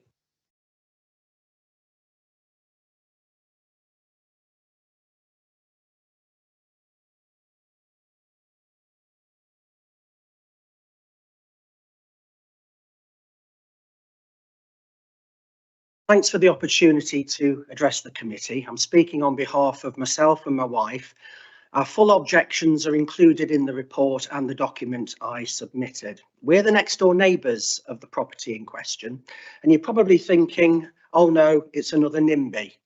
But nothing could be further from the truth. Even the ward councillor, who doesn't even live on the street, has officially objected. Like us, he's concerned by the loss of light and privacy that the 1st floor side extension will cause. Unlike us, he says the deliberate staggered position of the properties means extensions like this have more of an impact than in other areas. And you can see the staggered position in my document. Light and privacy are material planning considerations, and in that respect, the application fails to comply with Core Strategy Policy 10, Local Plan Part 2, and the Rushcliffe Design Code. Local Plan Part 2 states that any development should not be overbearing in relation to neighbouring properties, nor should it lead to undue overshadowing or loss of privacy. The sheer height and scale of an extension built out towards our property in the staggered formation means it would be both overbearing and overshadowing, despite the revised plan, which will have a negligible impact on mitigation. And that's clear if we look at the Rushcliffe Design Code. The code adopted by this council has a section dealing with planning applications for new extensions. This application fails to comply with two key aspects, despite the report's best efforts to put a positive spin on it. The code states a new extension should not obstruct light into a neighbouring property, and it's assessed using the 45-degree rule of thumb. If a 45-degree line intersects the centre of the closest neighbouring window, then there will be an unacceptable loss of light. You'll see in my document, it will clearly cut through the centre of our patio window. That north-facing room, a habitable room, is already the coldest room in the house and needs all the sunlight it can get. While the applicant will gain a ground floor sunroom, we will lose valuable sunlight. Now, the officer's report refers to the 45-degree rule only in relation to the first floor window. Conveniently, it doesn't mention the ground floor window, which is just as close, just as relevant, and in fact more relevant because it's in our original objection. The official illustration in my document shows the ground floor can be used for this rule. The council report also says the side extension would not lead to significant overshadowing on the patio during the afternoon and evening. This is disingenuous, to say the least. Why not mention the effect in the morning, which our original objection stated it would adversely impact the north-facing patio specifically created to enjoy the morning sunshine? It's almost as if the report's been written to favour the applicant. But much more than that, the first floor side extension built out towards our property fails to meet the minimum separation distance to the boundary as required in the design code. The officer's report admits the new extension will not meet the 1 metre minimum distance, and to try and excuse this, the report attempts to sidestep it by saying the existing ground floor is already less than 1 metre, so it doesn't really matter. But when you're talking about a brand new extension being overbearing and overshadowing, it really does matter. It's absolutely crucial. Page 10 of the design code states applicants must submit a compliance statement to demonstrate their compliance or non-compliance. Despite several revised submissions, I don't see a compliance statement from the applicant. The council could have asked for one. Neither do I see an assessment from the Highways Authority in relation to the impact on parking and vehicle movements on a narrow cul-de-sac. There's also no loss of light assessment. All the way along this process, it's been skewed towards the applicant. The fact is, this extension will be closer to our property than required, and the overbearing and overshadowing impact will be increased by the staggered position of the properties. You should reject it. 30 seconds. You should reject it. Thank you.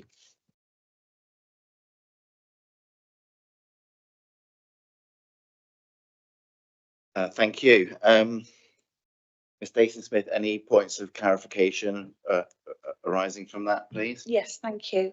In relation to the design code and the 1 metre separation distance, it's understood that when the design code was written, this 1 metre separation distance was to maintain access to rears of properties. And if you look at paragraphs 34, 35 and 36 of the report, it does state that there will be no built form nearer to the boundary and the gap is maintained, and the first floor side extension wouldn't be any nearer to the boundary than obviously the existing ground floor. So the 1 metre distance obviously was considered, but the access would still be remaining and that gap would be maintained. In relation to the 45-degree rule, the 45-degree rule can apply to both the ground floor and the first floor. Rule of thumb is we look at the first floor. However, if we look at the ground floor, because the 45-degree rule is taken from a vertical plane, it will be the same from the ground floor and the first floor. And the existing garage intersects that 45-degree plane when you look at it in relation to those two nearest windows, first floor and ground floor. The new extension does not intersect that plane due to the 1 metre setback that we've negotiated. And the 45-degree rule, if it doesn't intersect that 45-degree arc, it leads us to assess that there be no undue overbearing or overshadowing that could warrant a refusal of the application. Thank you. Thank you. Excuse me. Over to us. Who'd like to start us off? Councillor Birch, please. Thank you, and thank you for your very well put comments. I'm struggling with this one. It seems to me the crux of it is the light issue, so I think we should start with that one. I just want to get absolute clarity on the technical aspects of this, please. Could you, I know you just said it, could you repeat again what you just said in terms of the 45-degree? How was that, what points are they measured from? For the 45-degree rule, you take the central point of the nearest habitable room window to the application, to the extension on the next door. Yes. So if a line is drawn down the centre of the window, it's irrelevant whether it's the first floor or the ground floor because you're in a constant vertical line. If any part of the extension intersects the 45-degree arc when taken from that central window, such as there, it would indicate that it would be overshadowing and overbearing, which the current ground floor garage does. However, the first floor extension, because the 1 metre setback doesn't intersect that arc, which indicate to us that it wouldn't be unduly overshadowing or overbearing. So just for clarity, sorry if I'm being slow. On the neighbouring property, the objector's property, Yeah. that to the window is measured window to window. No, you measure you find the central position in the neighbour's window, the nearest neighbouring window, and you put your measurement line down the centre, then take your 45 degrees from that and make your arc. And no point of the proposed extension intersects into that 45-degree arc.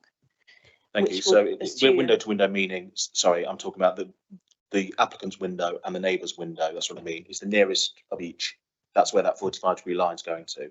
The window on the applicant site isn't relevant in this situation. It's the window on the neighbouring property and how the extension would impact that window. The arc is taken from that window and affects that window. Yeah. It's from the closest point of the proposed extension to the window. Yes. So one window involved, which is the neighbour's window. Yes. Got ya. Okay, great. So if that's correct, and I have to take it as it is, because it's been produced by officers and you're highly trained and an expert in that field, I do have to go on that basis. And I'm minded to agree with the officers with regard to the light issue. Any other points on this? I think I've understood. If we're looking down from that last one that were there. Yeah, here, Mr. Alton's point about what is different at the ground floor window than the first floor window. I think I've understood that the test, in effect, we're looking down here on horizontal because the windows are in line with one another. Doesn't matter which window, doesn't matter which window it is in the test. Not that I don't mean to say from his perspective, of course it does matter, but in terms of applying the rule of thumb, that's why we're saying that doesn't matter which window it is for the test. Anybody else want to come in on this area, or should we move on? Yeah, Councillor Chaplin. Thank you. So I'm not sure if it's quite this. So the reference to the afternoon, evening sun that the objector referred to, rather than the morning sun, which is what they like to enjoy on their patio. Is there a reason for why you use the afternoon and evening sun?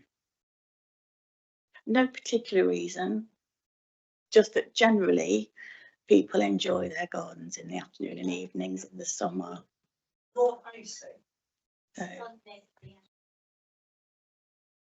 Mr. Oldham, I appreciate the difficulty in this and the importance to you. I'm going to ask you not to interject into our discussion.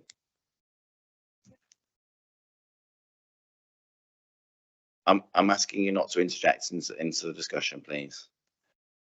Who's next? Can I also add, if you look at the aerial photograph, you can see there is significant overshadowing from the existing dwelling into next door's boundary, just there where the patio is, and any shadow from the extension would not go a lot further than what's there.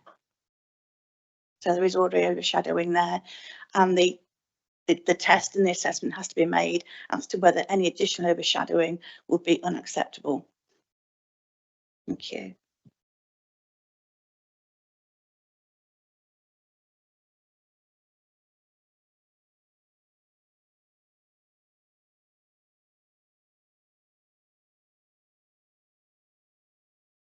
Councillor Thomas? Could you just go over the argument about the 1 metre separation again? Why this is acceptable at 0.9 of a metre? Yeah. Thank you. So the existing garage at the moment has a separation distance of 900 millimetres, 0.9 of a metre from the boundary, which in itself isn't compliant with the new design code. When the design code was formulated and written, it's understood that the maintenance of a 1 metre gap was to ensure there was access to the rears of dwellings for bin storage, etc. And this one obviously wouldn't comply with that anyway. Now, the first floor side extension isn't moving the built form any nearer to the boundary. Yes, it's acknowledged that it isn't a metre, but it wasn't a metre anyway. And it would be unjust to say to the applicant, you've got to knock 10 centimetres off your extension, which probably couldn't be done build wise anyway, to make any difference whatsoever. And the access gap is still maintained with no further built form. Does that garage go all the way back at present? It's going to go back as far as the extension is proposed to go back. Let me get the floor. So the garage here, and this is the first floor plan. It doesn't go as far back. The garage at the minute goes further back in the form of utility room. The original proposal had them both the same, and through negotiation we knocked off a metre at the back, so it's actually less of a length on the first floor than it is currently on the ground floor.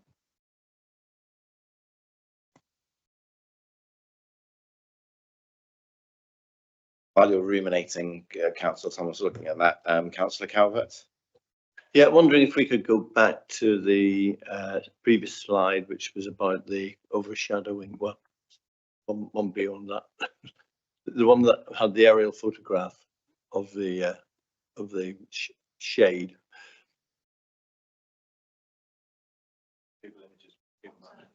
That's the one, is it? Yeah. Looking at that, is it a case of that being taken in the morning? Just thinking where the shadow is. Because that's the east and that's the west, so it rises in the morning. So it's sort of going that direction. So it's just back to that question about overshadowing in the morning or in the afternoon. It would appear that if that is the morning shadow, which I imagine it is, then you're saying that that is no different with the extension than it would be as it is at the moment. There may be some additional overshadowing, but not enough to warrant a refusal of the application. Councillor Thomas. Where's the summer house?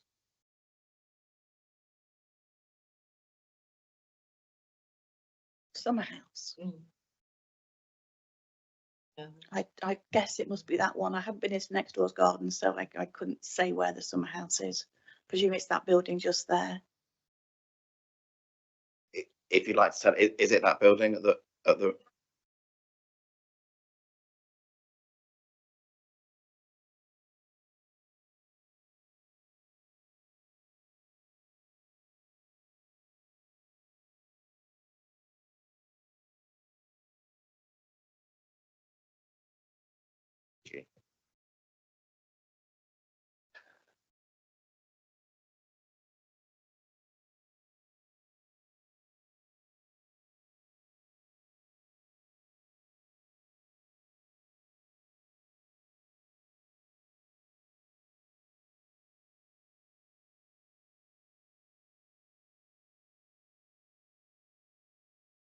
Councillor Ellis. Thank you, Chair. I have some sympathy with the objectors. Whether the reality is as bad as their perception, I'm not in a position to say. But I don't see any grounds whatsoever for disagreeing with the officer's recommendation. So I move that we accept that.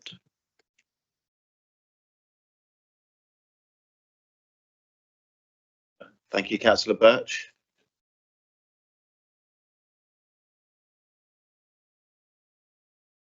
Councillor Wells, please. Thanks, Chair. Can we go back to the drawing showing the bedrooms, if possible? That's the one. In the original drawing, they wanted the garage as the 6th bedroom because the bedroom 4 was cut in half to make 5 bedrooms. Well, I have looked at this site.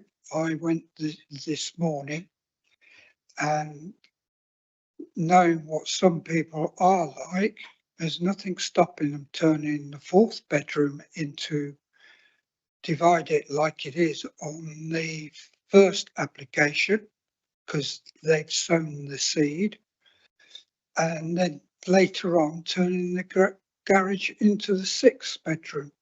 My point being, there's not enough car parking space because there's only enough room for 2, and without the garage, there is not enough. And under highways, a 6-bedroom house has got to have at least 3 car parking spaces. So if the committee decide to go with the officers, I'd like a codicil saying that they've got to put take away the gravel and put extra parking in, because it is only a small cul-de-sac, and if people park on the road, cars won't get past. Thank you.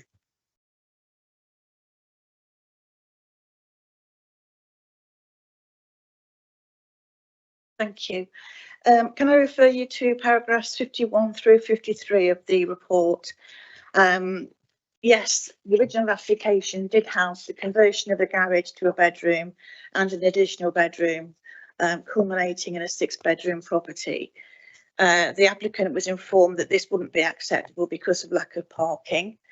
And now we've gone down to a 4-bedroom dwelling. And a 4-bedroom dwelling requires the same amount of parking as a 3-bedroom dwelling, which is 2 off-road car parking spaces.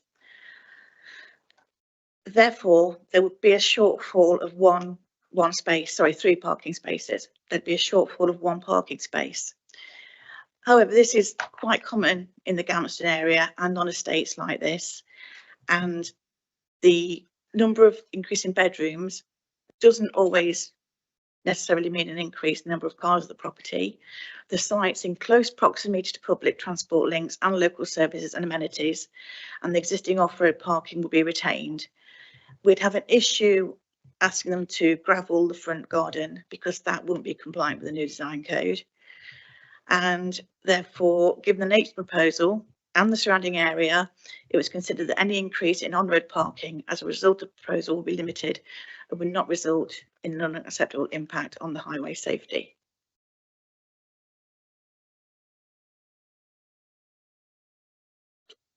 I've just looked at the planning application. There is no report from Highways, and normally if it's a 4-bedroom house, they ask for 3. But it's only a cul-de-sac, so where's the 3rd car going to go? And at a later date, if they just turn the garage into another bedroom, there won't be enough car parking spaces whatsoever.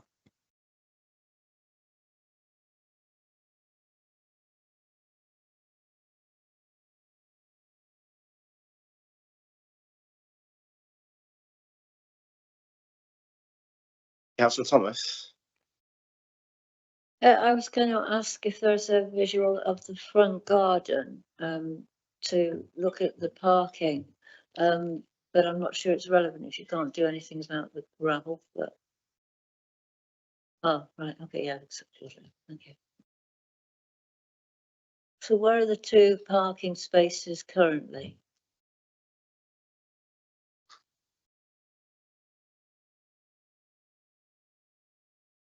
Right, so what's the black one? That's on the road, is it?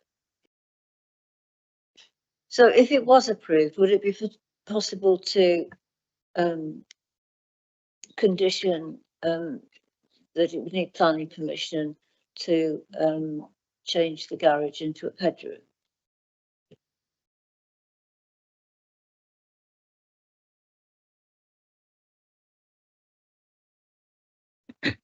I think as ever, when it's when you're sort of looking at conditions, it's whether they meet the tests.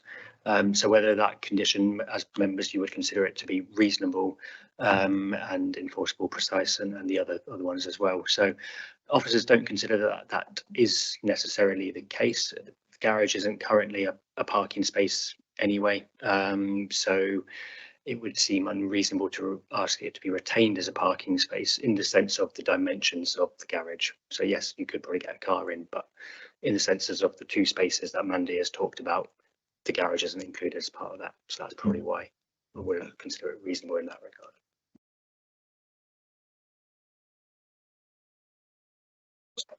Councillor Manander. Thank you, Chair. I was just going to ask, I wonder why, I presume the reason the garage isn't used to park the vehicles is because the vehicles are, as is the case so often, unfortunately, too big.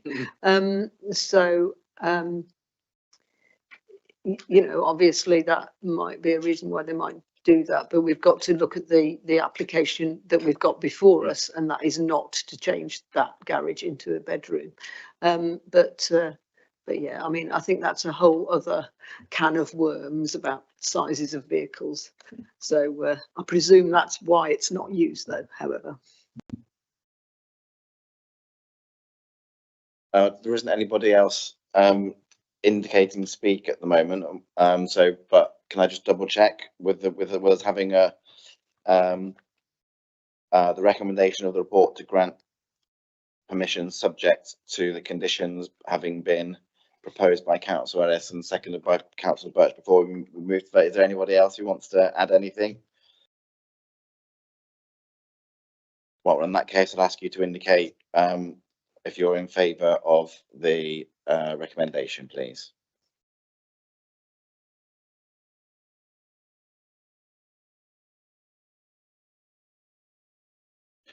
And those against, please. Well, in that case, the recommendation of the report has been passed, and planning permission will be granted subject to conditions.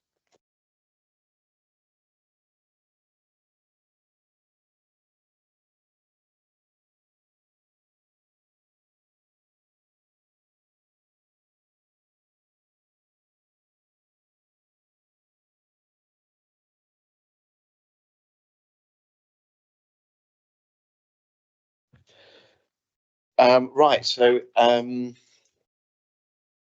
we move on to note the appeals. Thank you, Chair. So yes, just the two appeals from September. As ever, if you've got any queries, questions, then feel free to let me know or contact me afterwards. I would just mention on the second one, there was a costs awards refused for both the council and the appellant. So that the inspector didn't find that either side were unreasonable in that appeal. But yeah, any questions?